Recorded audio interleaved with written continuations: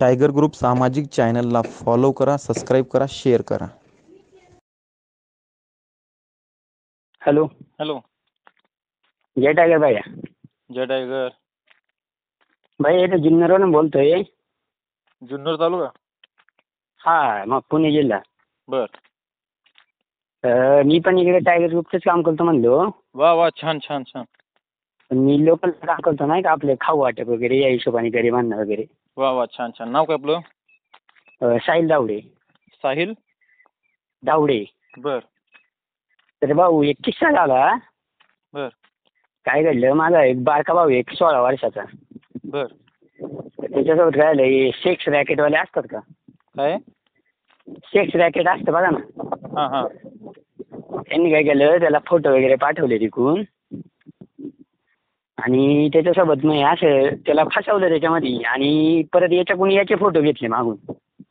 बर याचे फोटो मागून घेतले. यांनी काय केलं, फोटो दिले आणि नंतर त्यांनी काय केलं, दुसऱ्या नंबरवरून त्याला फोन लावला आणि म्हणले का मी कोल्हापूरवरून SP बोलतोय. बर तर त्यांनी तोवर मला सांगितलं नव्हतं.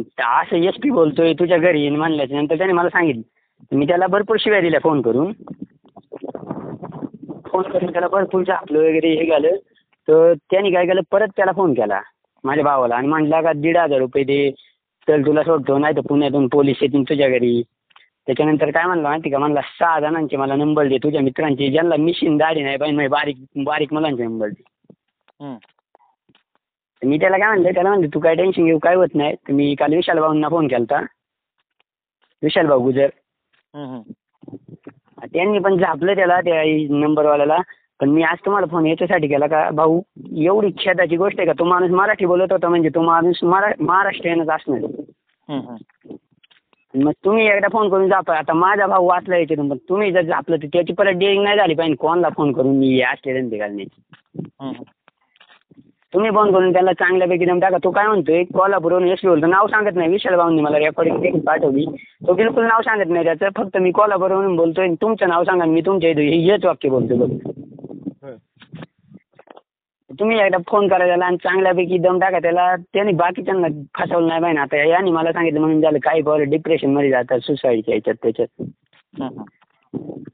त्यामुळे म्हणलं आज सचिन भाऊंना फोन करावा, कारण विशाल भाऊंनी त्याला झापलं, त्यांनी मला रेकॉर्डिंग पाठवली. पण याला 2-3 फोन गेले ना, याची परत डेअरिंग नाही व्हायची. कारण तो महाराष्ट्रीयन आहे, बाहेरचा असल्यावर माणूस म्हणतो, पण महाराष्ट्रीयन लोक असं करायला लागल्यावर मग ते वाईट वाटतो. हो ना हो ना. त्यामुळेच म्हणलं तुम्हाला फोन करावा आज. बरोबर आहे. यामध्ये असं असतो. हॅलो. हा बोला ना. तुझ्या भावाचं शिक्षण काय झालंय? 16 वर्षाचं, आता 10वी झाली त्याची. बर. मग त्याला नंबर कुठून सापडला? WhatsApp, YouTube, Instagram?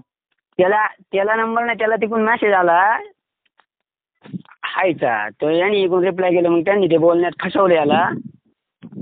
आणि याला नंतर म्हणले काय माहिती का, ते मला 6 मुलांचे नंबर पाठव ज्यांना दाढी नाही मिशी नाही अशा हिशोबाने. म्हणजे याचं अर्थ का ते असेच कोणच्याकडून नंबर घेतात, मेसेज करतात, कारण बारीक पोरं फसतात नाही याच्यात. माझा भाऊ अक्षय मला म्हणत होता काय काय ब्लॅकमेल करतोय का समोर व्यक्ती? हा ब्लॅकमेल करत होता.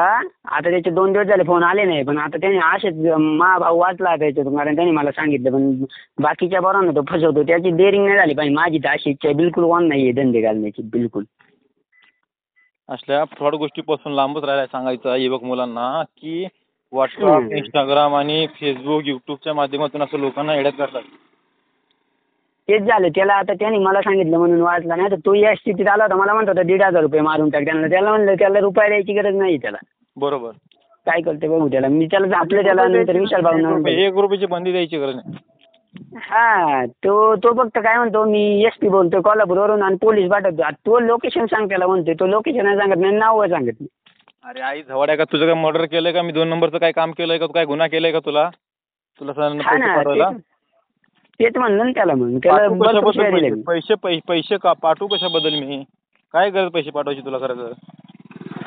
तेच ना. तो म्हणतो तुझा भाऊ फसला आणि चॅटिंग हे करीन आणि व्हायरल करीन. पोटं म्हणलं तुला काय करायचं का, तुला रुपये देत नाही. तो मला फक्त पत्ता सांग म्हणलं.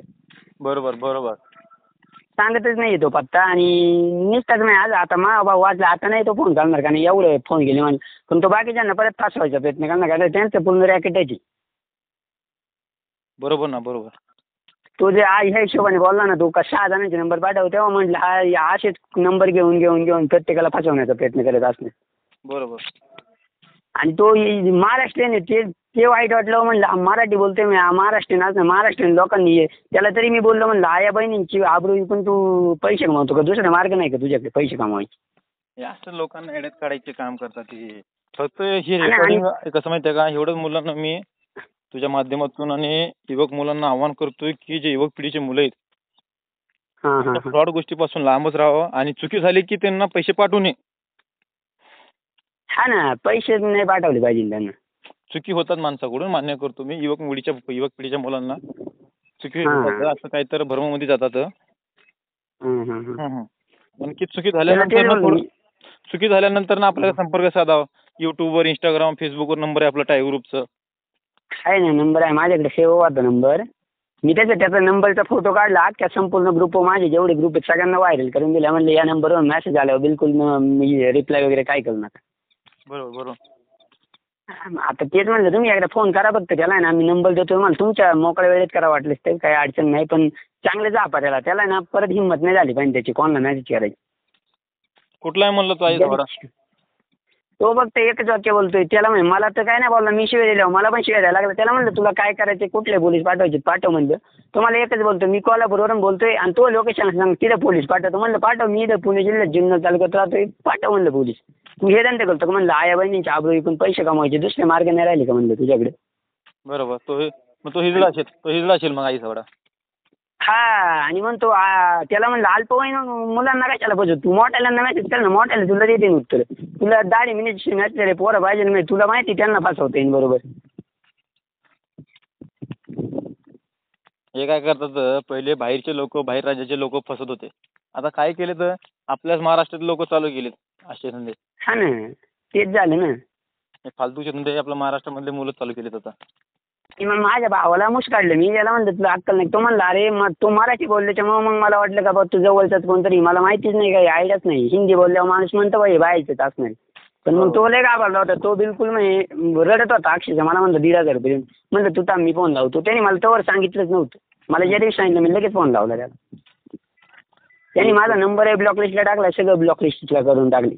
अशा फ्रॉड लोकांना 1 रुपया द्यायची गरज नाही. तेच ना. आई सगळे असे गोरगरीब मुलांना, युवक पिढीच्या मुलांना उगं भ्रममध्ये टाकून येड्यात काढत असतात. हा, तेच तर नुसतं येड्यात काढायचं काम, नुसतं पूर्ण धुंत करायचं, पूर्ण हे करायचं, पूर्ण डोकं करायचं, हे करायचं काम करतात.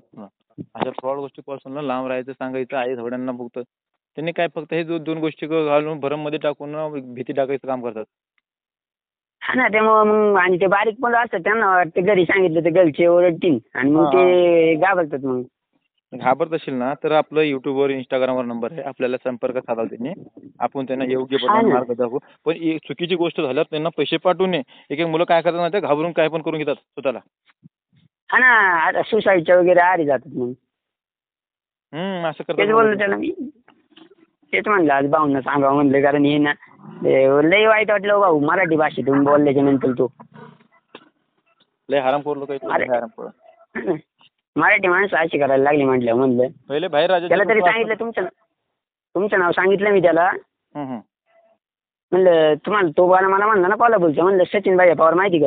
तर म्हणला नाही माहिती, मी एसपी पाठव. त्याचं एकच वाक्य, तुझ्या घरी पोलीस पाठव. म्हणलं पाठव तुला. त्याला मी लोकेशन टाकले व्हॉट्सअपला अक्षरशः. म्हणलं इथं पोलीस पाठव म्हणलं. त्याच्या काय गाडीत पाठवतो तो नंतर कायचं पोलीस नाही, काहीच नाही, फक्त त्याचं एकच वाक्य. तरी मी त्यासाठी मी काल तुमचा फोन लावित होतो, तुमचा फोन लागला नाही. मग मी विशाल भाऊंना फोन लावला. म्हणलं तुम्ही ना त्याला फोन करून दम टाका. त्यांनी मला रेकॉर्डिंग पाठवलं. त्यांनी त्याला नाव नाही सांगितलं, त्यांनी काहीच नाही. तो पण इच्छा म्हणायचा तुमचंच लोकेशन, त्यांनाच विचारायचं तुमचं लोकेशन सांग. काही बोलला नाही, काहीच नाही. हे असे चुकीचं काम बाहेरचे लोक करत होते, ते आता आपल्या महाराष्ट्रात चालू केले लोक. हा ना, तेच झालं. चुकीचं आहे, असं काम होऊ नये आपल्या महाराष्ट्रामध्ये.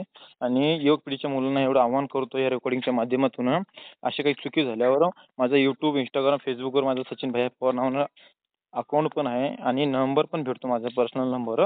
संपर्क साधावा. अशी चुकी होतात माणसाकडे, मान्य करतो मी. पण असं वाईट भरमाकडे जाऊ नये. एक मुलं काय करतात, सुसाईड करायचा प्रयत्न करतात असं ब्लॅकमेल केल्यावर.